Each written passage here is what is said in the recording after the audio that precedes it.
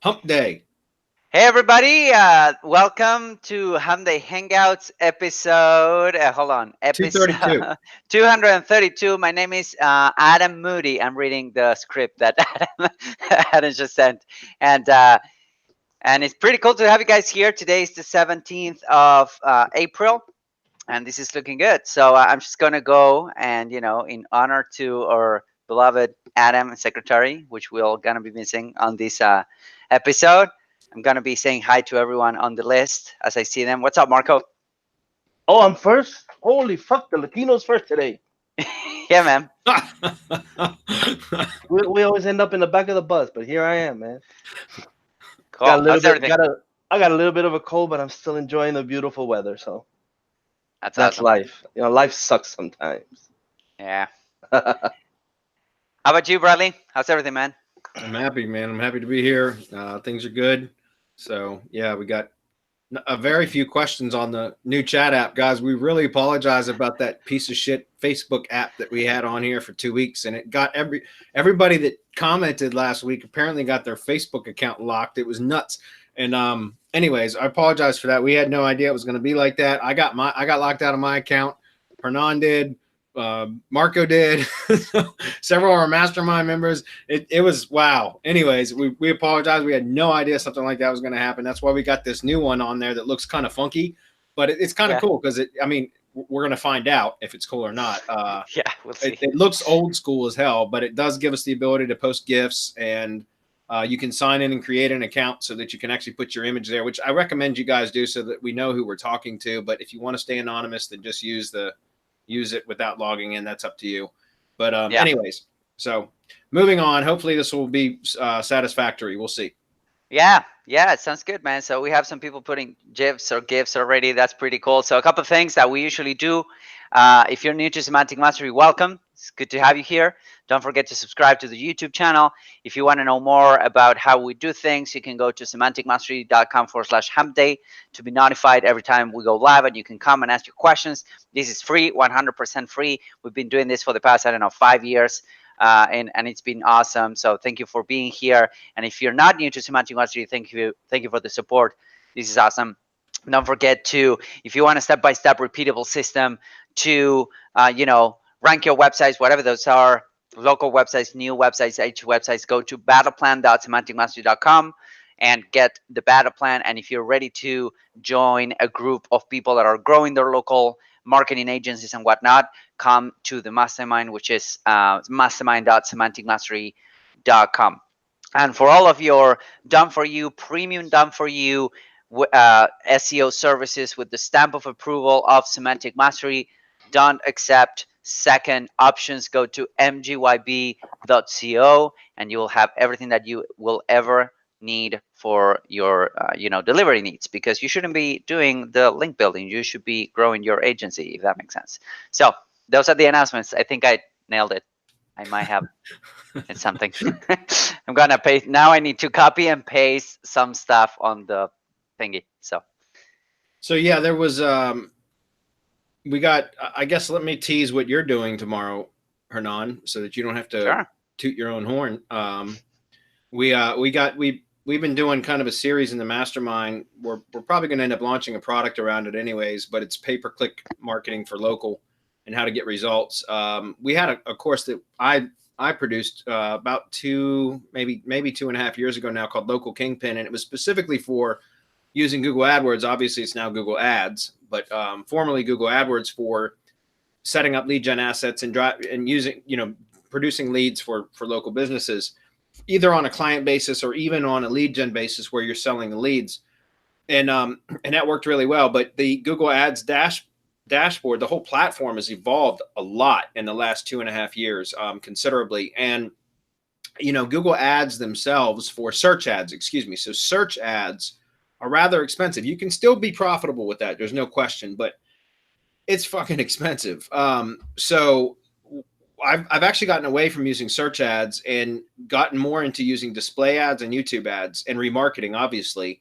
And it works really well because the display ad platform is so much better than it used to be. And, years ago when I had developed the local kingpin training, it was, and that method that I was using, display ads sucked. They might have worked, but it sucked at setting them up because you had to go out and order or design your own banner ads, and you had to design them in all the various sizes that you wanted to display them in. So the leaderboard and this 350 by 250 rectangles, all these different sizes. And so it was a pain in the ass. I would hire a graphic designer to develop a set of banner ads, and that would be one set of banner ads, and it might cost me 50 or 60 bucks. If you wanted a split test, you'd have to pay for another set of ads, right? And so you'd have to wait for, several days to get them back from the designer. And it's a real pain in the ass. And so it wasn't very efficient, and it wasn't very effective unless you really split test a lot and then found a winning combination of ads. But now what you can do in the display network when you're setting up display ads is you actually just import photos and images, and your logo as well. And it's a square version and a rectangular version for each. And then you get to add up to 5 short headlines, 1 long headline, and then up to 5 descriptions. So, and there's, character limits for each. But then what Google does is Google will create responsive display ads out of just the images that you uploaded. So just regular photos will work, or graphics, either one.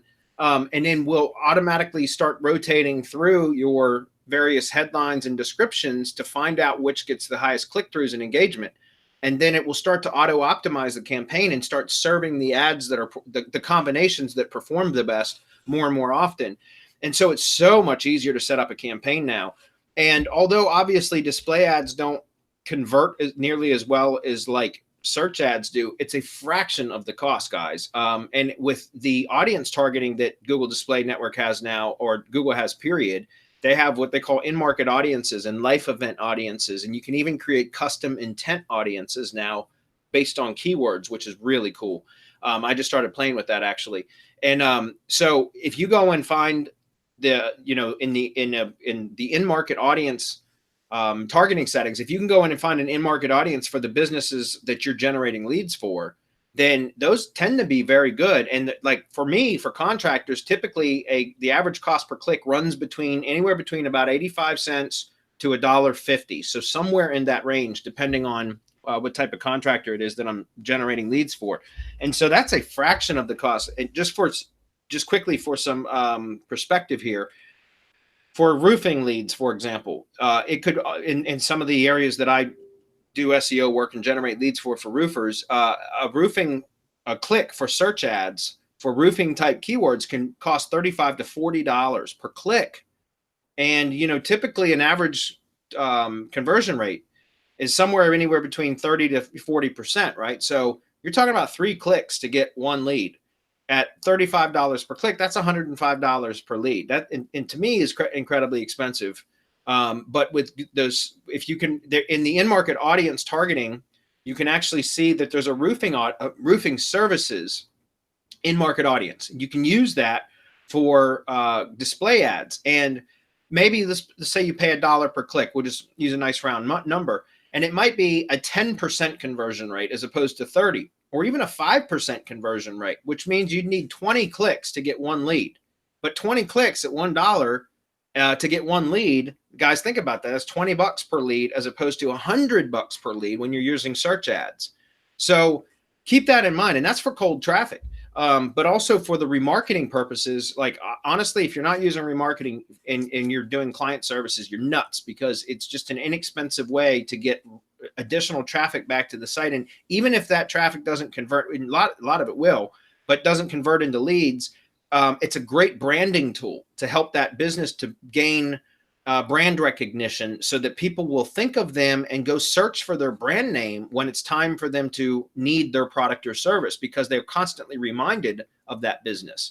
So long story short, we've been doing a series of training inside the mastermind about using Google ads for local lead generation, not search ads, but display ads and YouTube ads and remarketing ads. And tomorrow, Hernan, being the Facebook marketing expert that he is, he's coming in to the mastermind to do a full training on how to use Facebook ads for local lead generation. And then we're actually going to probably be packaging all that up over the next 60 to 90 days at some point, and then launching that as a separate product as kind of an update to Local Kingpin. But we're gonna rebrand it because it's really going to be a whole new course. So, did you guys lose me? No. I got a frozen screen. Okay. Yeah, there you go. Okay. So anyways, just kind of wanted to tease you guys a little bit on what's going on in the mastermind tomorrow. Those of you that are in the mastermind, there's been a discussion thread. By the way, Hernan, did you see the discussion thread in the Facebook group? A bunch of people are saying that we're going to rope you into actually contributing more than just the mastermind because they want a full soup to nuts type training. Yeah. So yeah, well, yeah, if there's a need for it, you know, the mastermind has the privilege that, you know, if you guys, there's a real need about, you know, a specific type of training that you guys want to go after, then we can make a series. There's no problem about that. We're all about, you know, serving our members as much as we possibly can. So that if that, you know, we have a good response tomorrow, that's potentially going to happen. At least initially within the mastermind, and then we'll go from there. But yeah, my idea is to cover as much terrain as possible tomorrow specifically, and then if we need to do another iteration of the training, or, you know, walk you guys through a couple of case studies. So for instance, I was going through one of the clients that I manage, and we so he's a chiropractor. He's a local chiropractor, and he has 4 clinics in Dallas. And over the past, I would say over the past 6 months, we have spent around $160,000 in advertising, and we have generated almost 4,000 confirmed appointments to those 4 offices. Now that is roughly, so he is charging $49 per appointment, right? It's an intro massage offer. So he's charging $49 per appointment. We're getting those appointments for around $39 to $40. So he's, you know, making money on the front end, but that's not even the best thing. The best thing is that each customer is worth to him on average $300, you know, because they show up to his office and they buy a bunch of stuff, and they buy additional massages, and they buy, so that's average, and that's on the low side. So there's effectively we have been moving the needle real hard. He's super happy, of course, because he's growing, he's expanding locations and whatnot, and some of the stuff that we were able to implement for him, we will be talking about tomorrow on the mastermind. So it's going to be pretty cool. Yeah. That's awesome. Yep. All right. So the last thing we're going to tease before we get into questions, which we were kind of just hoping that more questions would fill in this chat box anyways. We've got video lead gen system 2.0 really is launching next week, next Tuesday, as a matter of fact. We're going to talk about it. Well, the first part of next week's webinar, Hump Day Hangouts, is going to be where we're going to, you know, kind of get into some detail about what it's about and all that, because I completely updated it so that still the old training is there, the old method, which I did for years.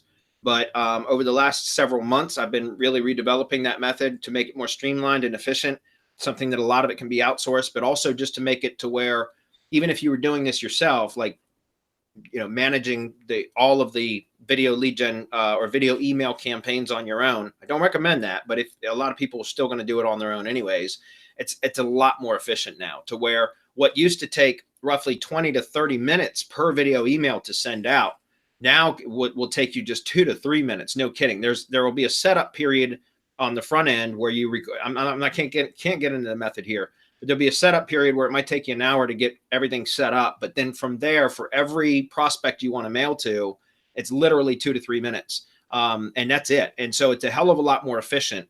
And I've tested a lot of different follow-up methods from that as well, once you are notified of engagement. And I talk about all of this in the training, and found several different methods that work really well to kind of get the conversation going and stuff. And so I go into great detail. It's basically a whole new course, but you're still going to get the original version as well as the everything's under the same membership site now. So there's the original version, which still works, but it's a bit more time consuming. And then there's the newer version that can be applied to pretty much any sort of marketing service. I use specifically or really 2 types of methods for monetizing. In the examples and in the training, I talk about how to use it for monetizing lead gen assets. And then I also talk about for client services, if you're just doing outreach for clients instead of lead generation service providers, then, you know, there's a method I talk about specifically optimizing GMB stuff, but it can be modified and applied to pretty much any sort of service that you offer. So if you're a digital marketer, does Facebook ads, like Hernan, for example, you could still use the video lead gen system. You just obviously are going to talk about how you can get results with Facebook as opposed to how you can get results with Google My Business. So any of you guys, one of the things that we do is we survey you guys on a consistent basis to find out what our audience needs. And something that comes up all the time is client getting, right? Securing clients and that kind of stuff. And so that's really what this was all about. It's so that you guys can go out and at least get the conversation started. It's not a sales training.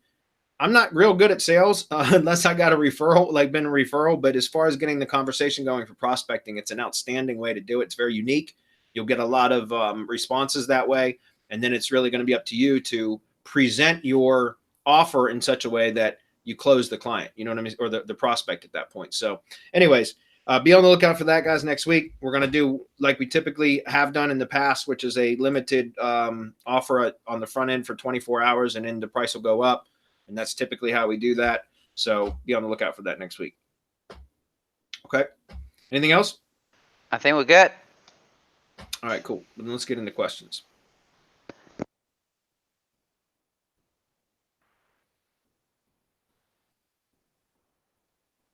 All right, so with our 1989 looking chat box, which is kind of cool though, let's get into it. We'll start at the top and scroll on down. KT says, what are your thoughts on Keyword Research Ninja? I have no thoughts on it whatsoever. I've never used it. I really don't use any keyword research tools anymore other than Power Suggest Pro, Google AdWords, or Google Ads Keyword Planner because I still do PPC stuff. And then we have our own in-house keyword research product that is like anytime you need keywords, that's, our go-to source now is an MGYB.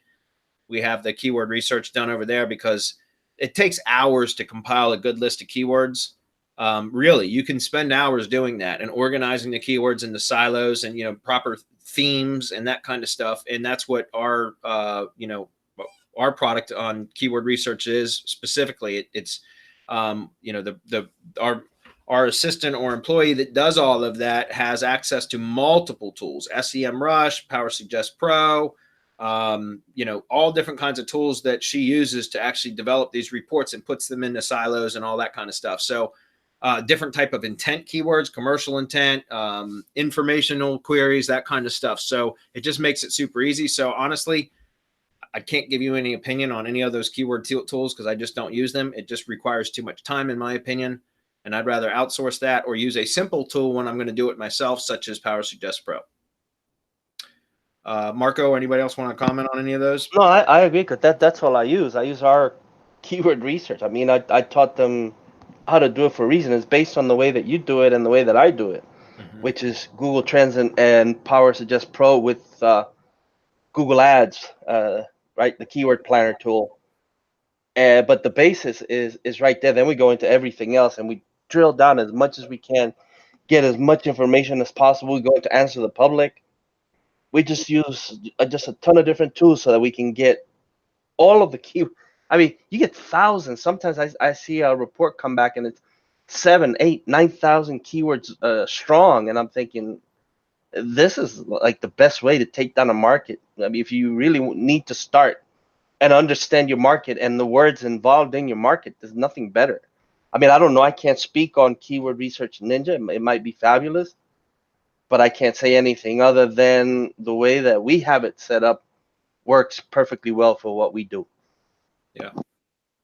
Yeah. And again, it's the amount of time that goes into that I got away from doing it myself because it just takes so much time, especially to organize. Like it's easy to spit out a bunch of keywords with a tool, but to organize them in proper themes, and basically silos and that kind of stuff and intent type keywords like as far as I know, that's manual. I don't know of tools that actually do that. Maybe Keyword Research Ninja does that. I don't know. I don't even look at tools like that anymore. So unfortunately, I can't give you a good answer on that. Gordon's up. He says, thank you very much again for the help you provide on Hump Days. You're welcome. He says, when setting up a multi-city local lead gen site, you have advised in the past to use subdomains of the main domain for each city instead of using a page under the main domain. When using pages, I know that the SEO juice can be spread among all the city pages, but when using subdomains, does the SEO juice spread among all the subdomains to help each one rank better, or does each subdomain stand on its own for SEO purposes? Well, it's a little of both, Gordon. Because again, a subdomain is treated as a separate entity by Google, right? But there is the parent domain being the root domain. So you can, the way I always looked at it was subdomains and other subdomains of the same root domain are called siblings, sibling domains, right? And the parent domain being the root. And so what happens is each one of the subdomains or sibling domains are their own standalone sites, which is good for protection purposes. And that's what we've talked about. That's the reason why I'd always done that. Now, it's funny because I really don't do anything spammy anymore, at least not to the actual money sites. So I could probably get away with just doing inner pages, but it's still you're still, you know, and that it doesn't mean that what we do right now couldn't be considered spammy tomorrow, because we don't work for Google, right? And so even though I've never really had it, at least for several years now, I haven't had any issues with getting sites de-indexed or penalized. I've always kept using subdomains specifically to minimize risk, right? To reduce exposure, so to speak. Because as I've said before, if you put all of your location pages on the root, so they're inner pages, right? And if you catch a penalty against any one of those pages, it could pull the whole site down and all of your other location pages. Although, again, like I said, the methods that we teach, I haven't, knock on wood, they haven't created any penalties that I'm aware of for any of my own stuff, as well as any of our students, okay, that I'm aware of. And so you could probably get away with doing it on inner pages. For management purposes, that would be much easier, there's no doubt, because you'd have just one site to manage. That said, though, just keep in mind that that's putting all of your eggs in one basket. So if Google decides to take that basket or destroy one of the eggs in that basket, it could very well hurt all the others as well. So back to the original question, a subdomain is kind of a standalone site in that if a subdomain was to catch a penalty for some reason or another, it would only affect that subdomain.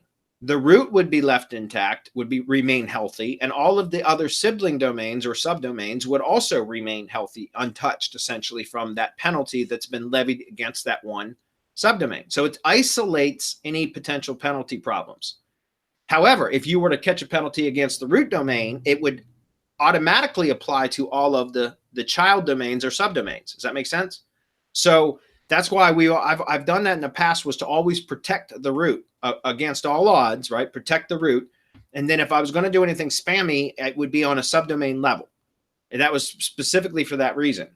However, what you can do is, and this is something I've actually been testing recently, but I don't have enough time passed to see. In fact, I just talked about this on the last mastermind webinar. So 13 days ago, actually, about how to use subdomains and the root domain in conjunction to kind of power it up. And I can't give away the method here, guys. I can't do that because it's kind of an extension of something that we teach in our paid courses. But there is a way to still use subdomains and use the root domain to kind of help power up the subdomains with inner pages without doing anything that could catch a penalty to your root. But again, you know, as far as does the subdomains benefit each other? Yes, it may not be quite as a quick effect, or might not be as effective as inner pages. But here's the thing: every one of those subdomains are still attached to the root, right? So again, the root domain being the parent domain is going to benefit. Now, you guys know we don't care much about metrics. We stopped caring about proprietary third-party metrics several years ago. But let's just use one as an example, because a lot of you guys will understand it this way. Let's just use domain authority, Moz's metric, and page authority as an example, okay? When you have a domain authority, that's site-wide, including subdomains, right? So for example, if you have a domain authority of 25 on the root, then your subdomains, when you create a new subdomain, it won't automatically be 25. I don't think so, but it will benefit from the domain authority of the parent domain. And so what I have found over the years now that I've been developing these multi-location sites using subdomains is that at first, when you start like let's say you start off with 2 locations. So you've got the root domain and then 2 subdomains, each subdomain being for a different location. And then you start optimizing, doing what you do to get results. And then you add a 3rd location. Well, that 3rd location, typically, according to my experience, will often start to get results faster than the first 2 did, because it's actually benefiting from some of the authority that has been accrued or, you know, accumulated from the previous two subdomains and the root altogether, right? So as a whole, it's now that new subdomain is actually benefiting from the authority that has accrued from the previous two and the root itself, if that makes sense.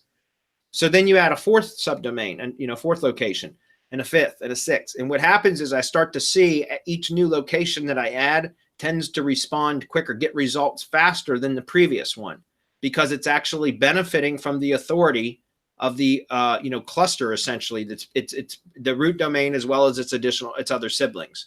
So again, if you're doing just inner pages, you're probably going to get faster effect from that.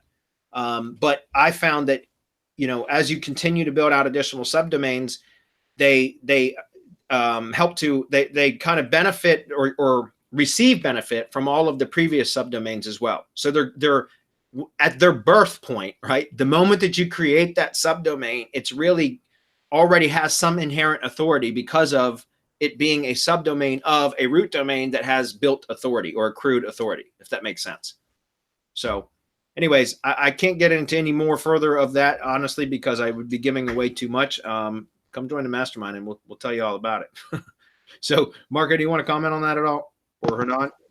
No, just to validate a little bit what you're talking about on domains. We see that domains and subdomains. We see that when we do drive stacks and we add additional folders and piles, right?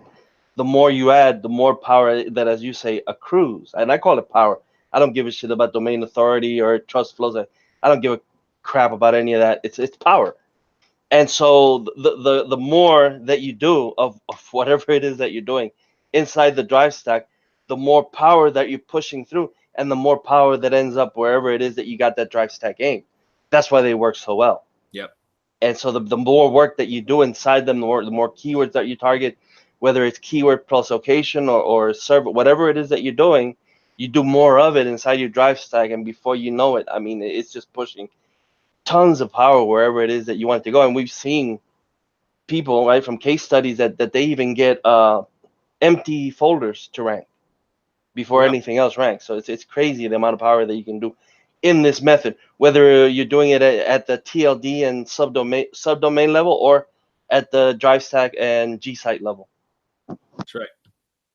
So Fitz is up. He says, good day, Semantic Mastery team. Thanks for this forum to ask questions and get real answers. When optimizing a gsite, iframed Twitter, the area stays blank with no message saying it won't connect. Is that still okay?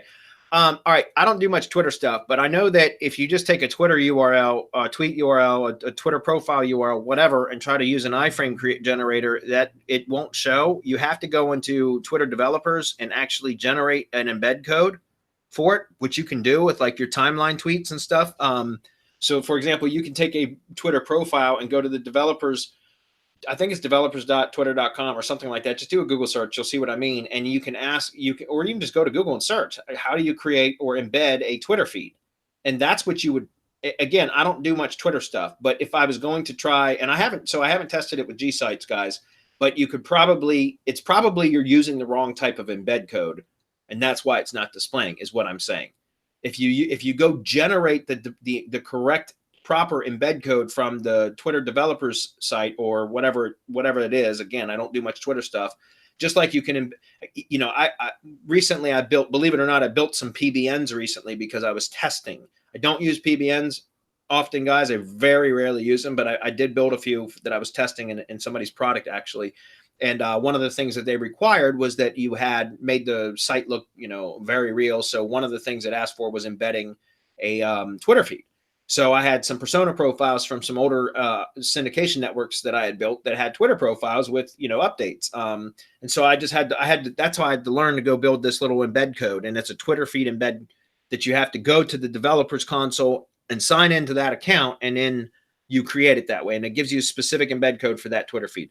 So it's probably that you're using the wrong one. Now, I could be wrong, guys, because like I said, I don't do much of that stuff with Twitter at all. But I'm pretty sure if you're trying to use just an iframe generator with a Twitter profile or something like that, it's going to be blank. It's going to not work. Now, the next part of that question is, can you iframe in a Facebook business page? As far as I know, no. Facebook has iframe breakers that won't allow you to embed them anywhere using any sort of tool. If anybody has a different answer, please speak up. No, I think you're right, Bradley, on that end. I haven't personally tried to iframe Facebook, but I know that Facebook is kind of against that. Other than Facebook videos, that you can allow, but you can embed that and iframe that. But other than that, I wouldn't know. Yep. Yeah, I know there are some like plugins and stuff that will allow you to embed or display a Facebook page, but it actually you have to connect it via API and all that kind of stuff. Like, so there's WordPress plugins that will do that. But as far as just an embed code from Facebook, I don't think that's possible. Once again, I don't do much Facebook stuff, so I couldn't tell you with all certainty, but I know that like if you try to just take a Facebook URL and iframe it, it will never display anywhere. I've never seen that ever work. So you have to use stuff that connects via API or authorize, or what do they call Facebook apps or whatever, where you actually have to go create all that shit in order just to get even a Facebook page to show in like a widget area on a website. Mm-hmm. So yeah, and they're even more like restrictive with all of the privacy stuff that they're going through.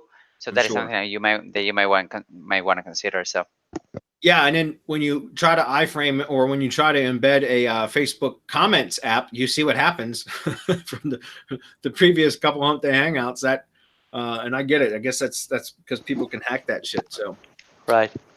All right, cool. We're gonna keep moving. This chat is already 1,000 better than anything before. Devon says that. All right, that's cool. Thanks, Devon. I'm glad you guys like it. Po4 a bust, the new battle call. All right. Rebert, I think that's one of the guests, says, get repeatable. Oh, that's you. That was you. That's me. That's me before setting up my account. Gotcha. Well, mine's Bradley HMFIC for head motherfucker in charge, just in case you guys wondered what that was all about. That's so cool. Happy Humanoid says, Marco, I have an RYS Stack order pending. When creating an RYS Stack, I have my syndication network complete and my, let's see, when creating a RYS Stack, I have my syndication network complete and my GMB URL done. Would it add more value when I have you build my RYS Stack? Thanks, you will. Thank you, Will. I know that was directed to Marco. I'm going to put my 2 cents in first before Marco answers. And if you already have your syndication network, all your profile URLs should become target URLs as well. Guys, remember, it's just kind of about, it's just like interlinking, right, with your syndication network. There's no reason why you shouldn't be powering up your tier 1 assets as well. So if you have all of that, I would absolutely include those. But Marco, that's more a question for you. Yeah, I'm thinking that he wants to know if he should have the team put them into the build. By all means, that's your tier 1 branded. It should be included, and then so when Daria gets the spreadsheet to hit with link building, that's what's going to get hit. Your T1 branded, your GMB, and everything that's inside that drive stack. So yes, by all means, have at it, and you're gonna see some really good results. I've been getting a bunch of testimonials, by the way, about people having Daria build links to their drive stacks, and then the drive stacks just going crazy once they get some link building done. So yes, have at it. The same thing with the ad ID page. I've done some testing with that, and that's what I loved about it. It's one of the easiest methods because all you got to do is go submit a link building gig order to, I wouldn't say to just anybody, but Daddy has got it down to a science, and just taking like the ad ID, the iframe loop stuff that we've talked about, and again, our paid courses, and almost all of them, it's available. That just works really well. And again, that's just that magic of iframes. And when you combine that with drive stacks or even drive stacks alone, but that's part of it because of the, iframing that gets done in the gsite and everything else. So it's just incredibly powerful. And just hitting those, that's the beautiful thing about it, guys, is, the Dedia's link building pack service, which is in MGYB, right? There's still spam links, but he's good at what he does. He's a pro. He's a professional. There's no doubt. And because of that, he knows how to make it really effective. And then when you use something like Google Assets as the target or Amazon domain as the primary target, then it can take that kind of abuse. Like you can hammer away at it and it can take it and filter it like a champ. In fact, it just kind of powers it up. Now, it's not something that I would ever direct to the money site, but you can do, you know what I mean? But you can do it to very powerful tier 1 assets, which is why we developed the way that we do it. So that's why we don't even use PBNs. Who needs a PBN when we can use Google and Amazon assets to create the same effect, and then use spam links as opposed to And I call them spam, and everybody, oh, I don't want to do spam. But guys, I mean, that's what link building tools do. They create spam links. You can call them whatever you want. That's really what they are, right? And so PBN links are technically spam links too. You might be buying links from a, a domain that has good metrics, but unless it's super well themed and all that, they're typically spam links anyways. You know what I mean? So it's about how you use them and what you point them at. And so we recommend doing it the way that, at least our method, we use our method specifically for a reason. It's efficient and it works well, right? All right, old school, like that. He says, will it be set up like this tomorrow, Hernan? What's tomorrow? Oh, the webinar, mastermind webinar. For mastermind? Yeah, no, it's gonna be on the regular garden. Mastermind. Yeah, it'll be in the regular mastermind Jim. I think that's Jim Glenn. Yeah, just the regular the live mastermind webinar page, just like we've always been doing over there. We haven't had any problems with that over there. No, it's in the Vaughn site. Yeah, right, the membership site, right. So as far as I know, we've never had any problems. Not one complaint with it over there. We had a problem with the Discuss Chat app on these pages for some reason. I think it's a ClickFunnels issue. Like it just didn't jive well. But on the traditional mastermind webinars inside the membership site, we haven't ever had a complaint on that. So if I'm wrong and you guys got some complaints about it, make them known. Make them known over there or in the Facebook group, not here. Okay. All right, Blue Panda, whoever that is, says, hey guys, hope this chat. Oh, what the hell? That's the same as what we had before. No, maybe not. Okay. Hey guys, hope this chat function works better than that piece of shit Facebook chat. Cheese. Yeah, or geez, you're right. That was terrible. Okay, on to my question. I have a list for my niche that is big enough to send 1,000 emails per day for over a year. Wow. This is simply a law of big numbers campaign for my client.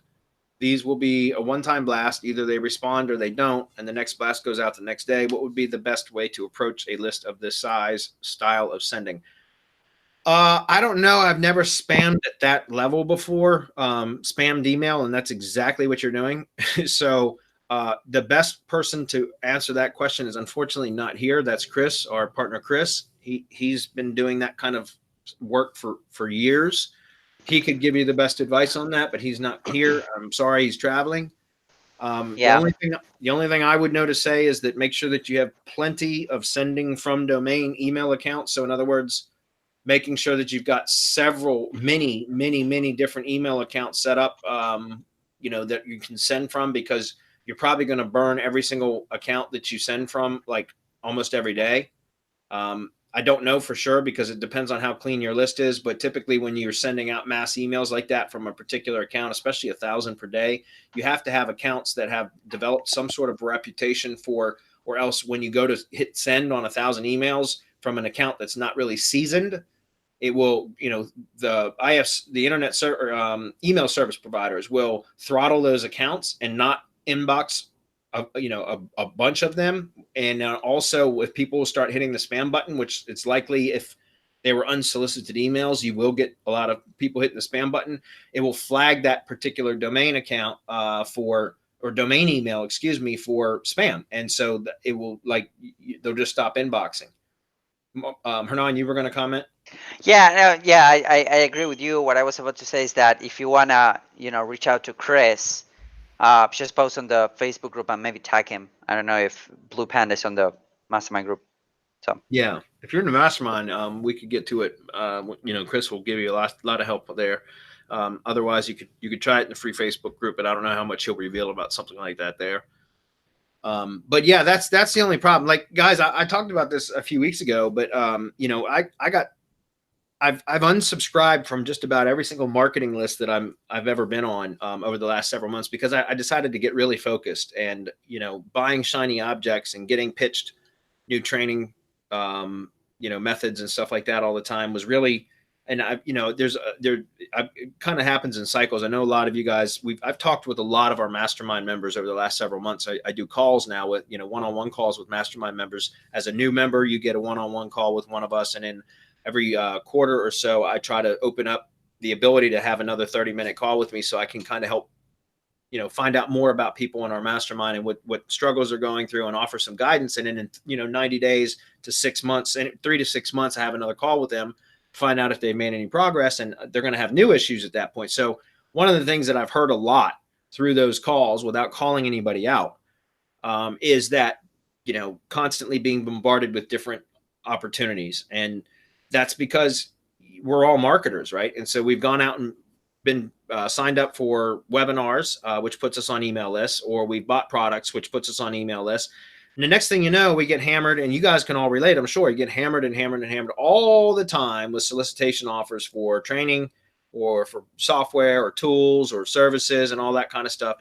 And, you know, I found that although they may be interesting and sometimes entertaining to go like watch webinars or to go check out the new sales page of the new tool that or software or WordPress plugin or whatever the hell it is, that typically just distracts from making any progress, any real progress in my business. And, you know, over the years, I've gone up and down with that. You know, sometimes I'm more susceptible to that. Other times I'm not. But over the last many months now, I really just started to unsubscribe from, you know, a ton of people's emails. The reason I started saying that was because my oldest email account, that is the account that I use, it's a Yahoo account, a Yahoo Mail account. That's the one that I use to always sign up for stuff. Like I don't use my main Gmail accounts to sign up for lists or to webinars and things like that, because I knew that I'd get on a spam list, right? And people would start spamming me. I'd still get a ton of spam over there, but I've never voluntarily, or I've very, very rarely voluntarily used one of those primary Gmail type email addresses for signing up for that stuff. But I had a Yahoo Mail account that was just getting spammed to death. And so over the last several months, I have really, really gotten a much better handle on that too. And because what I've done is I've gone, every time I get an email now, and it's just daily maintenance now. Every single day, I go through my Yahoo account probably 2, maybe 3 times a day. And if there's an email that comes to me that I was unsolicited, which is, you know, they don't come nearly as often as they used to now. I open up the email, I scroll right to the bottom, find the unsubscribe button, I click it, I make sure, you know, in the page reloads that it's on, that in the new tab that I've unsubscribed. Then I close that tab and I go back in and I click the spam button in Yahoo Mail. And I do that every single day. And, you know, I used to get literally dozens, sometimes hundreds of emails per day, as many of you guys can probably relate. And now I swear to God, this is no bullshit. Over the last probably 5 to 6 weeks now, I might get 2 or 3 emails per day. And some days I don't get any spam or unsolicited emails anymore. And that's because I've gotten into the habit of doing that. So now it's much more manageable. Like that email account's almost like a clean account now. I do still get the occasional, like I said, sometimes I'll get 1, sometimes I'll get 2 or even 3 spam emails where it's another internet marketer that bought my name off of a list somewhere and sends me some bullshit email about the newest WordPress plugin. But I open up the email, I go straight to the unsubscribe button, unsubscribe, and then come back and hit the spam button. And so it's really, really reduced that. Now, the reason I said that was because if you start emailing people with unsolicited emails, you're likely going to have many of them are going to hit that spam button, and that's going to tank your deliverability just like that. So if you're going to be doing that sort of a strategy, you're going to need a ton of email accounts ready, essentially 1 per day. And even that, I don't know that I'd send 1,000 per day from one account. I'd probably split that up across multiple accounts. Okay. Anyways, Fitz says, when working with clients and you don't have access to their email account, can you create a gsite for them, embed their properties, and deliver the power to the money site URL? Well, yeah, I would never ask for access to my clients' Google accounts ever. Never do I ask for that. So that's how we do it, right? We create, and Fitz, if it's the same Fitz as I know that what used to be in our mastermind, you should know that. And it might not be, but yeah, no, like for example, we create for clients, create an or even for you guys that buy stuff from us, we're going to go create a Google account to create your assets. Same thing with my clients. I go create a Google account, right? Or if they're on G Suite, which some of them are, but most of them aren't, then I have them create an email or user account for me. And then I will end up, giving me, and then I ask them to give me permissions to access the other accounts, like our Google apps, essentially within that account, right? Does that make sense? And guys, send a screencast video, tutorial video to your user. So for example, I don't ever ask for Google account access, but I do ask to be added as a Google My Business Manager to their GMB, for example, right? So how do you do that? Well, unless you ask for their login details and go do it. Set, add yourself as a manager. You got to ask them to do it. So if they don't know how to do it, you got to provide them with instructions. The easiest way to do that, in my opinion, is to just do a quick tutorial video and show them, hey, you show them another GMB account. Say, look, log in, go to business.google.com. And left-hand sidebar, you're going to go click users. This little box is going to show. You're going to see a little plus icon up at the top. Click that to add new user. Add my email address from the drop-down. Select, manager, not site or not owner. Just add me as a manager, and then click, invite or send or whatever the button says. And I'll get an invitation, and then I'll go be able to access. You can do the same thing if they have, if you wanted it to be hosted on their main Google account, like a gsite, which is unnecessary.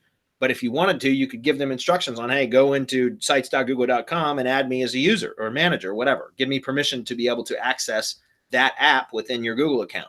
However, it doesn't matter because you can create the new account, build everything under the new account, and then add the your client Gmail account as a manager and then transfer ownership if you needed to. But again, it's really unnecessary. It doesn't matter who the Google account is. You can push the power, the SEO juice to anywhere you want. Okay. Facebook also gives you an embed code for each post. Really? Yeah, it does. So you can embed a Facebook post. Yes, that is correct. When did that start? It's always been there. Yeah, it's been around. But just one post. So if you create, like, for instance, if you create I don't know, a post with a link or a post with an image, blah blah blah, then you can embed that somewhere. So it has to be on in your timeline, or it has to be like on an open page. It can't be like if it's a closed group, you can't do anything with it. If it's whatever, if it's hidden or secret or however, I don't know too much about Facebook. I'm just there answering questions.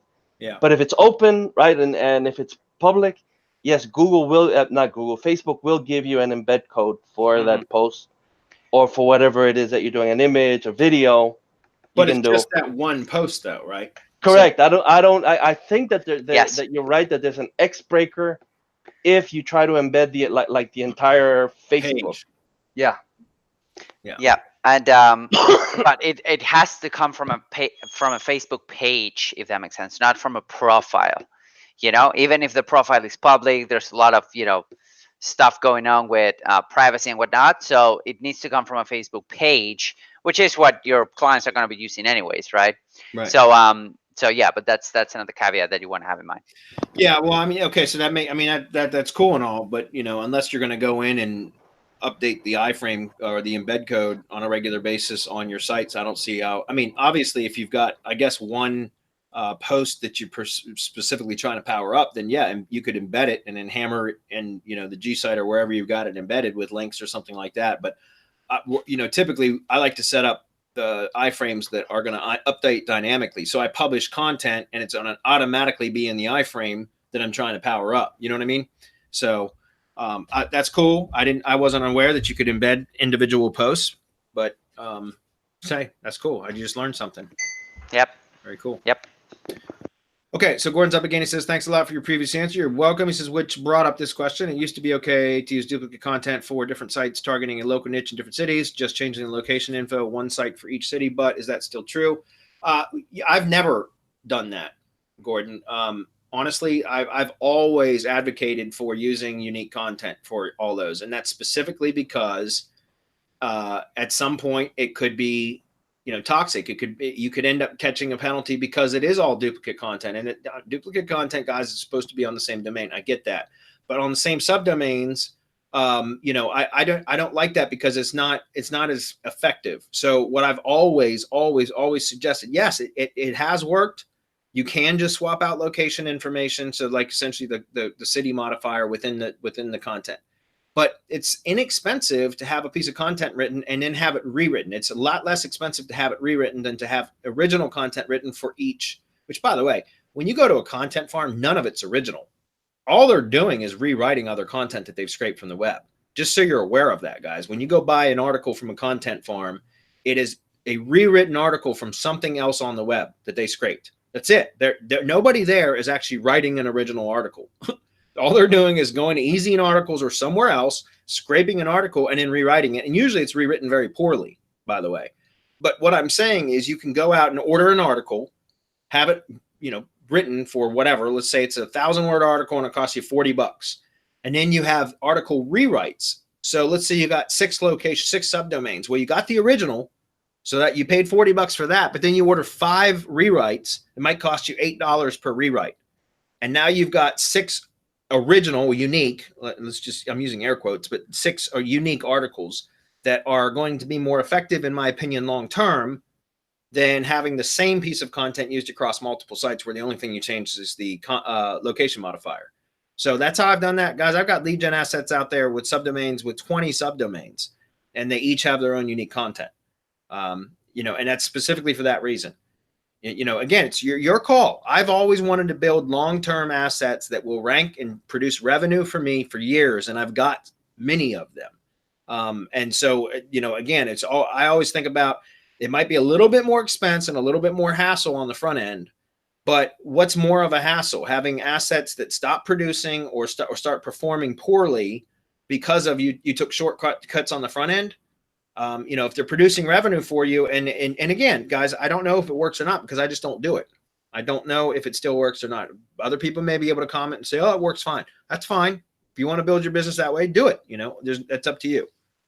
So I don't recommend it though. Honestly, I try to do the work up front so that it will produce for me for a long term, and I don't have to continually worry about that shit. Do you remember when they first came out with pandas and penguins? What Google was asking for? Fresh, unique, relevant content that's updated on a regular basis. You remember how often they repeated that? That was when that doofus, what's his name, was still with the spam team. Matt Cutts, right? When Matt was still there, they kept asking that, and they kept doing it over and over. Fresh, unique, relevant content, updated on a regular basis. But they're telling you that for a reason. The bot feeds off content.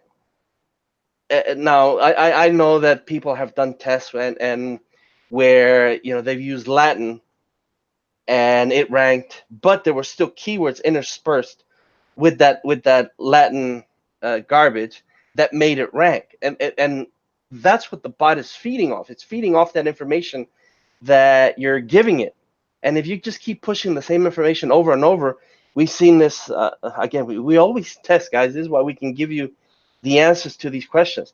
We've seen it time and again in local GMB Pro that if you use different posts, that if you do it regularly, whatever regularly means for your niche, because niches are different. Each niche will react differently to the post frequency. But we know that if you use fresh, unique, relevant content and you update on a regular basis, fresh images, or you make Google think that they're fresh images, they don't even have to be. It's just all about feeding the bot the information that the bot is coded to look for. It's looking for these variables, right? The keyword in the right places and in the right amounts, and then information, and it's also looking at how a real person interacts with that content that you're displaying, and whether that person finishes whatever action they set out to do. All of this is part of it. Now, if you give people the same information over and over and over again, and all you change is a little bit, eventually that gets stale, and the bot will be able to tell how people react to that. And the one thing you'd never want to do is you never want to send the bot a negative signal. We always concentrate on feeding the bot the positive signals that's going to get us positive actions and reactions. Is going to get us better placement. It's going to give us knowledge panel displays. It's going to get us calls, and it's going to get us website visits and whatever else, right? Whatever else that we're looking for. But it all starts with your content. And yes, you can feed it garbage, but eventually what will happen is it'll get de-indexed, just like it happened with that test website that was done. But that one was just done to show what you could do with content placed in the right areas and in the right amounts. Guys, don't trick yourselves into thinking I'm going to take the easy way out and just change the location. Give people a reason. Think about it. Think as the end user. right? If I'm going in there and I'm looking to have my problem solved, and I keep seeing the same garbage over and over, I don't want to deal with that. I want someone that's talking to me as the end user, and someone who's going to help me solve my problem. Become problem solvers, and you're going to go a long way towards really developing your content in a way that people are really going to enjoy, interact with, and in the long run is going to make you a whole lot more money than taking shortcuts. Yeah. All right, we're going to wrap it up here in just a minute, but Fitz says mastermind calls from Bradley are awesome, relevant, timely, and actionable, period. Thanks, Fitz. Appreciate that. Yeah, I've enjoyed those calls. I had a couple this week already. So again, I appreciate that. And then lastly, Gordon had posted one more question. That's fine, Gordon. We appreciate that. He says, since we're light on questions, I'll ask something else. And this is a good question. He says, when creating local lead gen pages, is it better or easier to create a different page for each keyword, or to try to rank a single location page for a bunch of different keywords? Yeah, so that's a great question, because several years ago, that was the method, and that was the industry, right? The traditional knowledge, right, was to go out and create, each page would be optimized for a singular keyword, right? And that was really how silo structure was started to be taught, was you go out and you create a silo, and then you collect the supporting keywords for that silo, and then you start creating posts within the silo that each post is optimized for one keyword. And that can still be applied today. But the thing is, though, you're better off.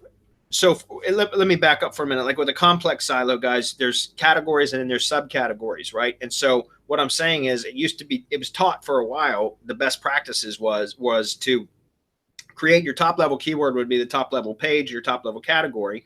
And then for your next tier down of keywords, right, your supporting keywords, you would create a subcategory for each of those keywords, right? So that's a child page. And then at your post level, you would go out and take longer tail versions of your second tier keywords, and you would create individual posts for each one of those that would link up to your subcategory pages, right?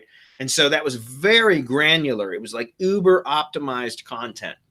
But after Panda 3 or 4, I don't even remember which one it was, but it was sometime around 2014 timeframe, we started noticing that was less effective. And now, and that's because, guys, the algorithm has gotten so much better at understanding natural language, right? With AI and RankBrain and all of that, it understands content in its totality now a lot better than it used to, right?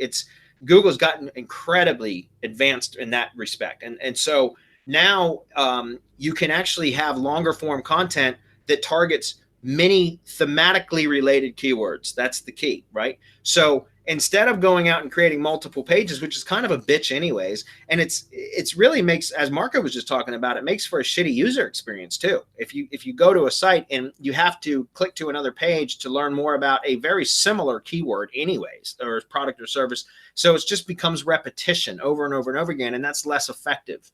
So you're better off creating a long form piece of content as a page that has a lot of your relevant, similarly related keywords within that page. You can even have somewhat broader topics combined on the same page, provided that they're segregated by correct segments or headings. In other words, sections within the page. So, and I've experimented with even ranking one-page websites, guys, for multiple type of keywords like that wouldn't even be in the same silo, but because of the way that you organize the content on the page, you can still rank for that. Here's another example, using like table of contents or navigation links with hop links that go to those sections on the page. So that's a good way to kind of sectionalize the content within a page to where you can have one page that can rank for multiple keywords or themes. Does that make sense? So to answer your question, I wouldn't go with optimizing for singular keywords. No, don't get me wrong. If you're doing short blog posts, for example, I target with GMB posts a lot, singular keywords. I mean, I still sprinkle in variations of that single keyword, but there's one primary keyword typically for me for GMB posts. So you can still do that, but for your pages on your site, right? I'm talking about posts doing that. But for your pages on your site, which are typically what you're trying to rank, you're using posts to support the page, right? And so for pages, I would recommend going with longer form content instead. That's why I don't usually recommend using complex silos anymore, because you can accomplish it with simple silos, which is just categories and page, top level categories and pages, and then posts, supporting posts. Because complex silo structures are exactly what their name implies. They're complex. They're hard to manage. It's hard to map out in the beginning.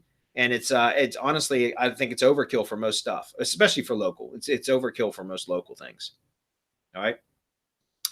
Okay, 5 o'clock. I've got to go, but I am going to read this comment real quick. Jim says, FYI, everyone, I placed an order for keyword research. It was actually too good with too many keywords, but they do break it down and suggest which keywords you should target, which ones are good for siloing and for supporting keywords. Don't hesitate to order. You won't regret the quality, time saved, and it takes the guesswork out of it. Shit, Marco trained them. LOL. Thanks, Jim. That's one Thanks, Jim. members. So, all right, guys, everybody, we appreciate you being here. I'm kind of digging this app, even though it looks old school. It's kind of cool. What do you guys think? I like it. I mean, it works. Yeah, it works. Nobody's complaining about getting locked out of any account so far, so we'll see. All right, everybody, we'll see you guys tomorrow on the mastermind and everyone else next week. Thanks for being here. All right, man. Later. See you.